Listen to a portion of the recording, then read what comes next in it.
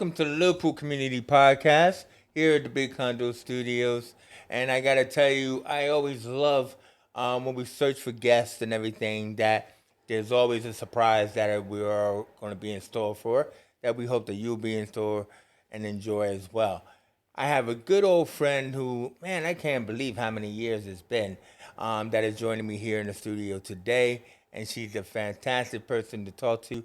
I think you already know her because she's been everywhere and everything. But we're joined today by Michelle O'Dwyer of Baytree Cookery School. Morning. Lovely to be here, Chase. Thanks so much. Michelle, it's fantastic having you here in the studio. As I said, like we randomly run into each other over the years. All over the place. I think the last time I saw you, we were at, was it part of Black History Month at the Blackie, and you were filming. I don't know whether you saw me, but I saw you. Oh no! Was that because your stepdad was there? Yeah. So I mean, we're gonna talk about it all. I mean, Michelle happens to be. She not has just only one famous parent, but two who were like the deputy mayors of our very town, Liverpool. Yeah, the Lord Mayors. So Mum was Lord Lord Mayor. You know what? I always get this wrong. I always get them mixed up. I mean, the more and part of me, and but their Mum was Lord Mayor, 16, 17, Ros Gladden. And then Dad, Roy Gladden, was he is now Lord Presently. Mayor. Yeah. So he finishes his term in May. So super proud of them too. Yeah, and I had the pleasure of interviewing them, and they're fantastic for the city.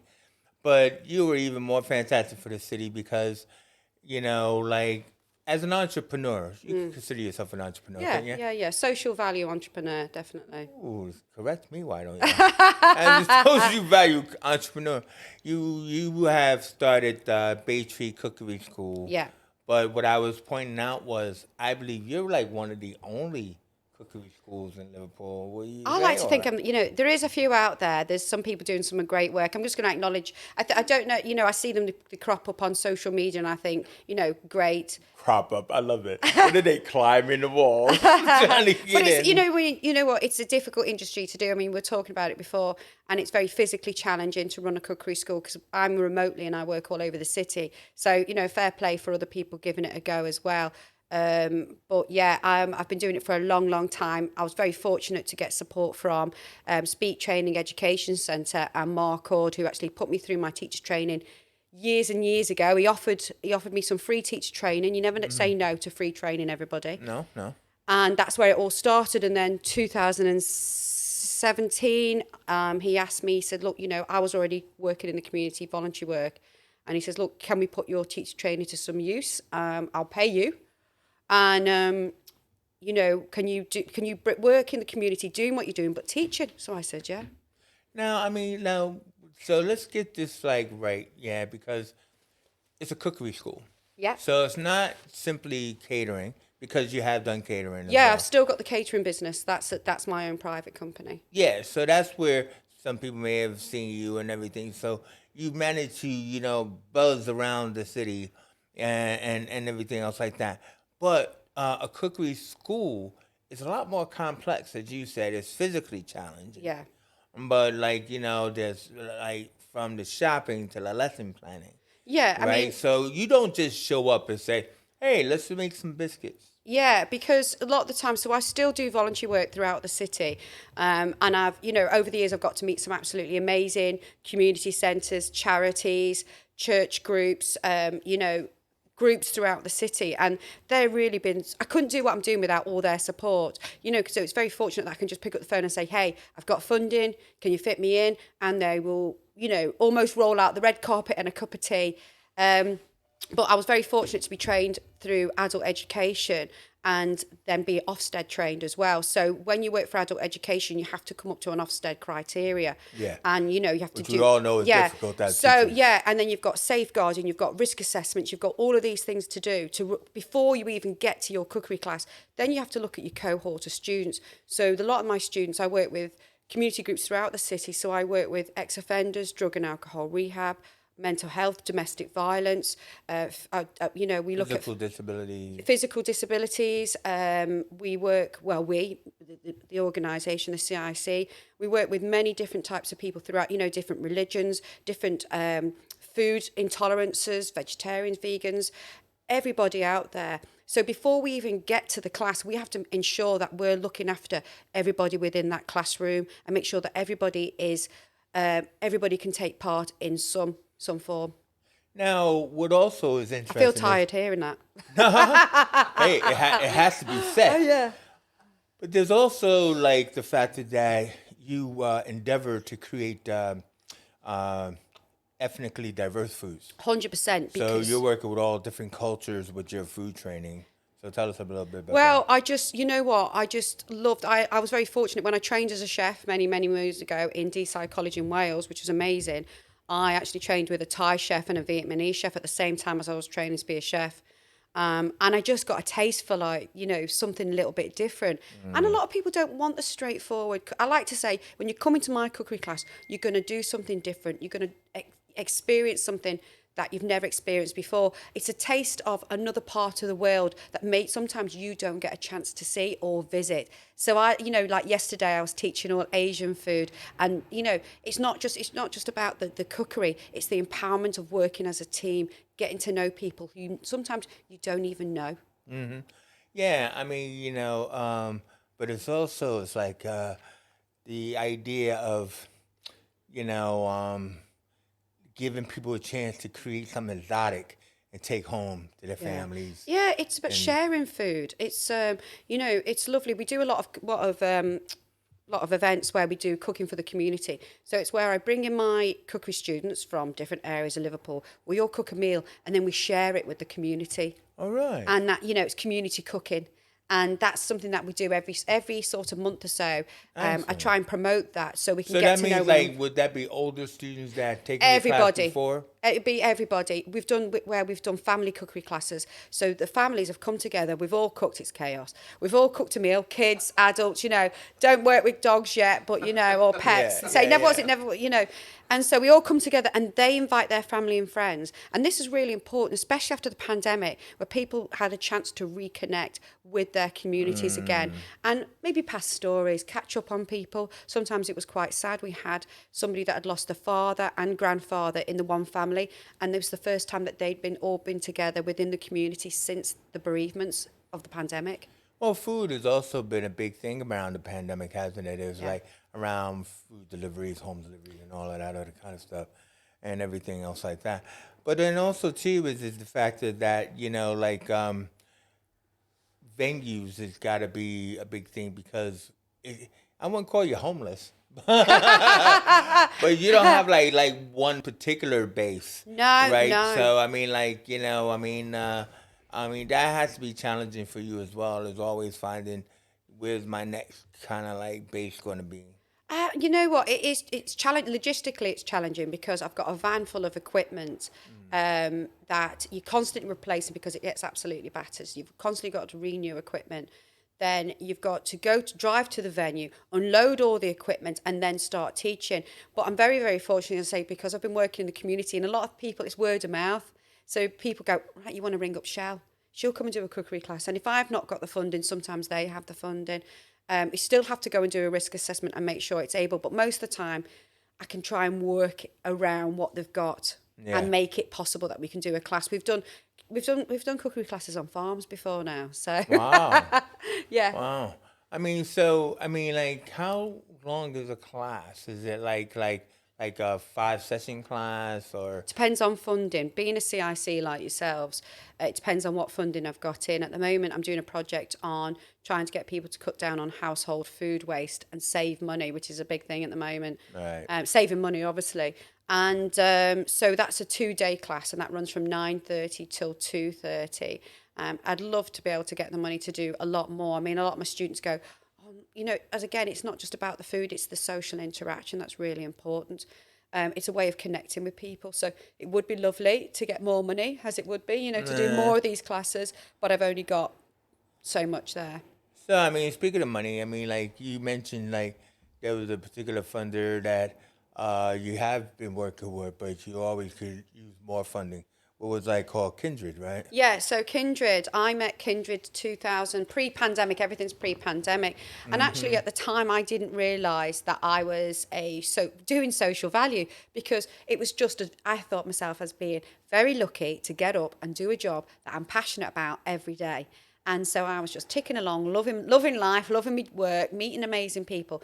They asked me to come to a meeting. They were about to get some funding, and it was a community event where people like myself came in and they said, well, actually, Shell, what you're doing has social value. And I'm like, what's this? So it was a massive light bulb moment where they actually said, write a bid, we want to know a little bit more about what you're doing.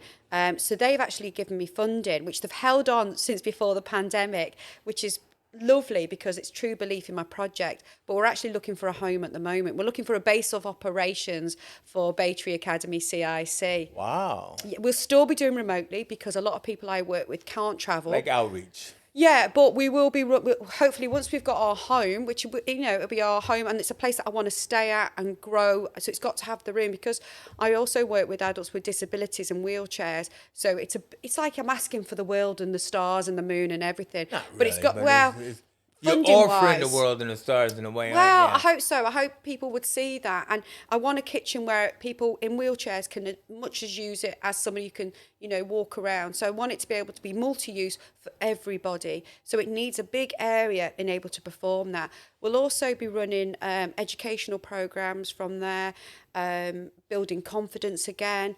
We'll be working with ex-offenders coming out of jail, military ex-offenders, working with Veterans HQ doing this, and also Tom Harrison House. We'll be working with lots of other organisations as well. So it's just getting a hub where we can outreach as well, but a base of operations that people can come. Once they've done the voluntary work, once they've done the cookery class, they might think, actually, I want to do a little bit more. And sometimes, again, it's just about building confidence, or learning new skills, or meeting people. But if they want to go on in the hospitality industry, then they can get a recognised qualification. That's just amazing. I mean, like I don't know how I'm going to do it. It's just going to happen.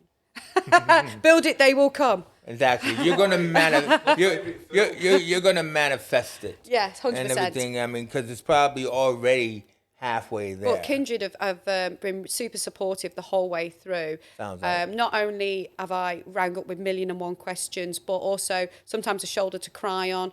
It's nice. I work with an organisation, Blast, as well, for people of colour, black, and that's a Blast Network. The Blast Network, yeah. We just want you to know, Blast Big shout Network, out to Adele. we have reached out to you, haven't we, Phil? We have. All right. I'm seeing Adele tomorrow, so I'll. But yeah, we're meeting Well, up. we've asked them to come on the show. Brilliant. Well, I'll get on to her tomorrow. Thank But you. it's been really support. They've been really, Adele, again, a massively inspirational lady, and they've been really, really supportive. And it's just having these people behind you, obviously my folks as well, and all my community groups have really supported me to get to this point. And I honestly believe, Chase, that I would not be here now without the support of all these people, because they're the ones that sometimes when I'm like, I can't do this, or I'm lacking in confidence, or I'm having a bad day, they're the ones that go, yeah, you know what, you can. And if you don't believe in yourself, we believe in you. So that sort of pushes me. Yeah. Pushes me to do what I'm doing. I mean, exactly. And, what I just, what I'm just curious about, because, again, I think various people know you, they've experienced you, they've seen you, but they don't really probably know Michelle. No. Or Shell and everything like that. And everything. And, like, you was sharing something when we were having an initial talk, which, I thought might be interesting for our viewers because, I mean, obviously, knowing you over time, I mean, everybody goes through changes and everything else like that. And you were honest about sharing a little bit about something that personally is going on for you around like body dysmorphia and stuff. And I mean, I think a lot of people experience that, but I thought it was interesting being a caterer or a chef. Yeah. Like I thought, I was asking, did that cause you any problems with cooking? And you said, I mean, it didn't initially. No, I mean, the thing is, it did initially and it doesn't now. When I found that, I mean, as I say, I started late in the day training as a chef. I was about 25, 26. And I suffered with mental health on and off for most of my life, and lack of confidence. But finding my niche in life, becoming a chef, learning to cook, and it was something that I absolutely excelled at, was just like an open door, and I just loved it. It fueled me and gave me the passion and the confidence. And also, it's almost like becoming Mr. Ben. Sorry for our young audience, but Mr. Ben was a guy that used to put a hat on and a suit, and you would change into somebody else. So almost putting my chef outfit on was almost like an armour, and I could become somebody else that I didn't particularly feel like inside. And also, I got lots of support from many chefs. You know, I would never have gone for the Olympics. So I cooked for the Olympic Committee in 2012 it was, for the Olympic Committee. Okay. 2012 Olympics. I never would have gone for that without the support of many chefs who said, you know what, you've got the skills there, Shell. Just come along, you're going to be amazing. And that was a platform for me to excel then as a chef. And I've never had to write a CV since. No. Well, to have that on your CV, But, I mean, like, I mean, regarding so we were laughing before because we met again when I was asked to do a cookery show on what was Bay TV. And you were saying, I said, actually, what people didn't know at the time was I was really suffering with my mental health and body dysmorphia. I'd sort of had a few years of sort of self-loathing, overeating, not looking after myself, and slowly but surely sinking into this pit of despair. My mum could see it, probably people close to me could see it. So to do that show at the time was really, really difficult because, I mean, I'd go home and cry because I couldn't watch it. I felt physically sick. But again, as a chef, you just put your face on, your game face on, and you crack on. So how does it but dealing with body issues and cooking? I mean, that must be even more of a challenge, you know? Yeah, I mean, it's, for mental health wise, I do a lot of training. So, I mean, Martin Luther King always says, if you can't run, walk. If you can't walk, crawl.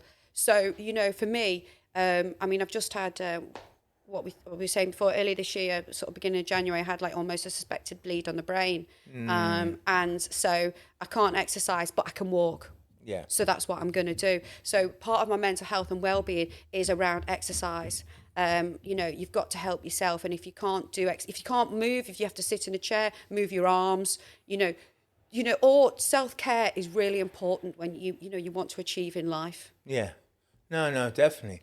I mean, no, but it still is a massive thing to go through, and you talking about having support. One of the things like your mom did, you said, was she said, well, all right, why don't you be the lady mayoress? Yes.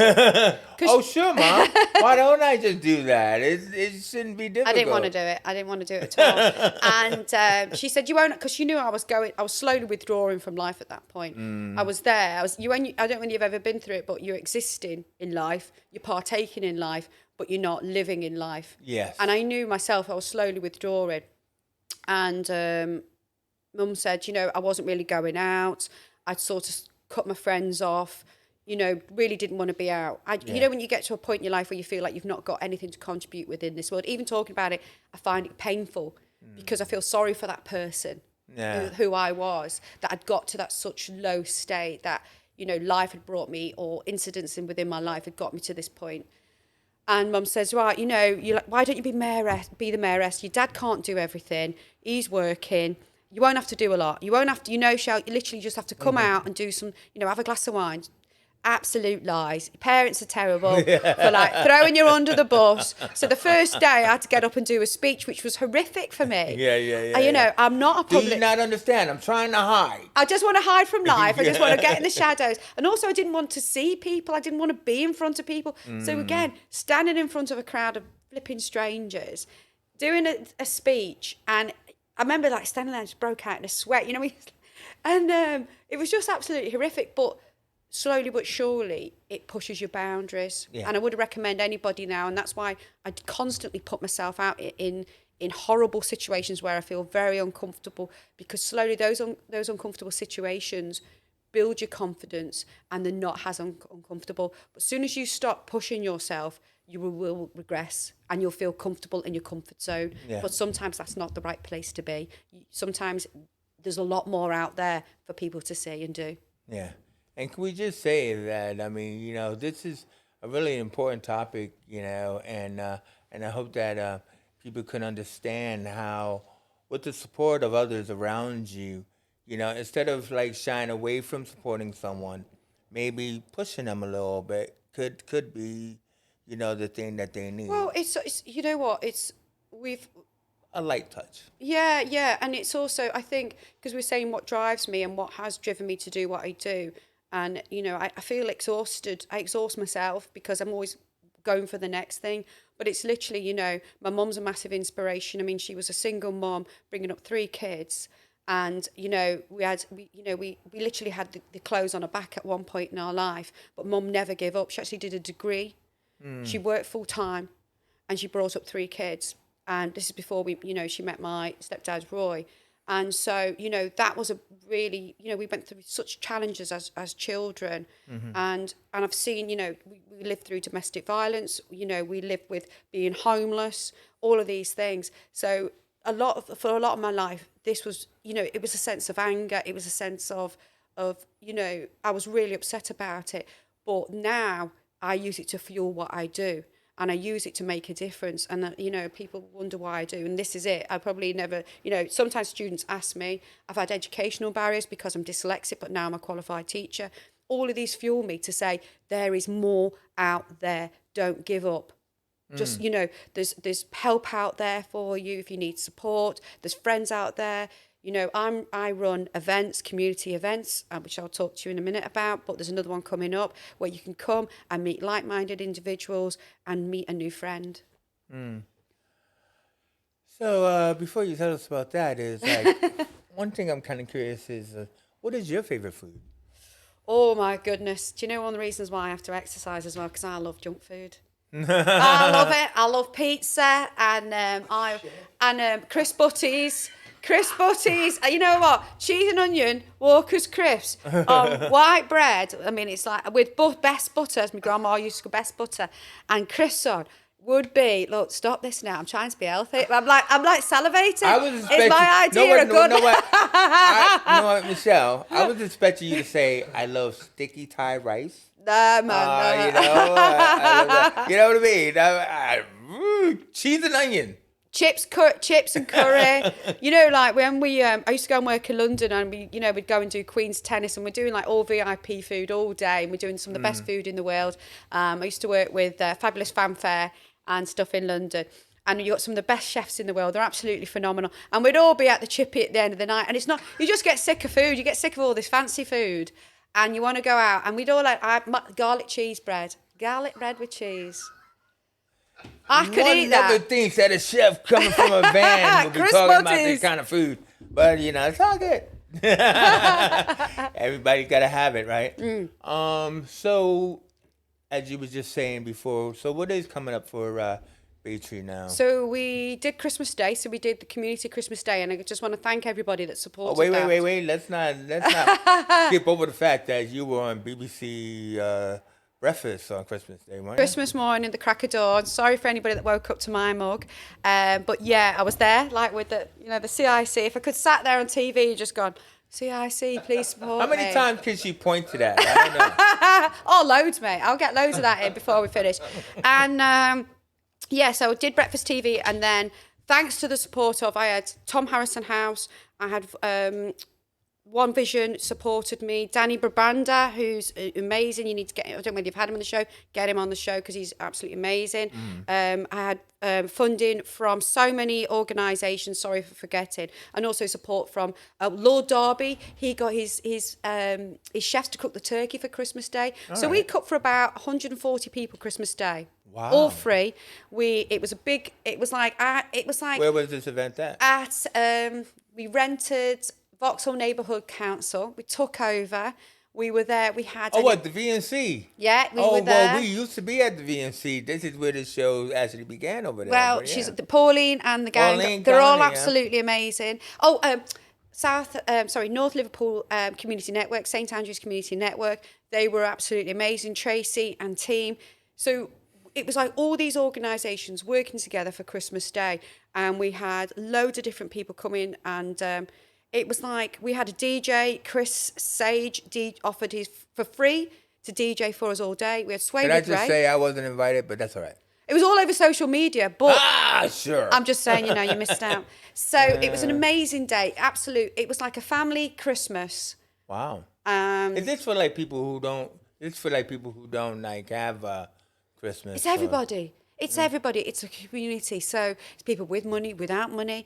It's everybody. We had loads of amazing Ukrainian people. Wow. And this is and one of the ladies, Anna, actually got up and from the Ukrainian community actually got up and thanked us and wished us Merry Christmas in Ukrainian and English. There wasn't a dry house. They came with toddlers Christmas Day. And we've forged a relationship now. So I was thinking Christmas Day after feeling like death and thinking, what can I do next? Valentine's. No, Eurovision. So it's not out on social media yet. So I need to get my legs out, get my social media done before you. You've heard it here first. You did. You did. You hear this first. Baytree is going to be doing something Forget special. all your other events in town. Forget it. There's nothing. When I throw a party, Chase, I throw a party, man. When she throws a party, she throws a party. And let me tell you, I mean, I'm going, right? Because You are there, 100%. I mean, you'll probably be in demand on. So it's May the 13th. We're offering a community event. We're going to be at the Vauxhall Neighbourhood Council again. I've got a couple of backers that they own hotels. They don't even want to be named. They just want to, support what I do. They must love the madness. So we've got our Ukrainian community coming again, which is amazing. And they're going to be teaching me some Ukrainian cookery dishes, which we're going to be serving that night. So again, it's forming friendships, forming bonds. So 40 of our Ukrainian friends and family are going to be coming, which is amazing. And we're going to be going out to organisations. I'm going to get AV. I don't know how I'm going to do it. Again, if I build it, it will come. But in my head, I'm having an AV. I want it streaming live, and it's going to be amazing. So May the 13th, it's going to be a free community event. So it's no alcohol as well. So there's zero alcohol on site, but we will be providing refreshments, scouse, Ukrainian food. And you know what? A good time. It's making memories, and memories that are going to last, and forging friendships. You've heard it here first. I mean, It's an exclusive. like, hey, Eurovision, forget everything else that's going on. Baytree's doing this event on May 13th at the VNC, also known as the Sylvestrian for those who are from the north side of town, and everything else like that. And Michelle, this has been fantastic. Thank you. You're a spark of energy. I don't know how I got a word in edgewise. Sorry, I'm so passionate. I'm kidding. I'm not sorry kidding. at all, No, really. She's like, I'm sorry, not sorry. You know what I mean? Michelle has her little phrases. I love her quote from Dr. Martin Luther King. And then before the show started, she said, "Black don't crack," and that's true. But you know what I mean? Let's get real with it, right? But once again, I want to thank Michelle O'Dwyer from Baytree Cookery School. Hopefully that they will achieve their dream of having a base of operations and everything, but she's already achieving the dream by providing great food and service to all types of people within our community. You've been watching the Liverpool Community Podcast. I'm your host, Chase Johnson Lynch. And you know what? For now, we out of here.